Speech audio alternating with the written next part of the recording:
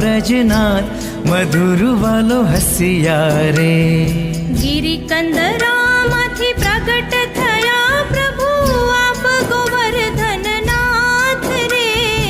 नंद यशोमती केरा लालन व्रज सौ कीधु सनाथ गोवर्धन रसिया रे। मारे मन वसिया व्रजनाथ मधुर भालो हसिया रे।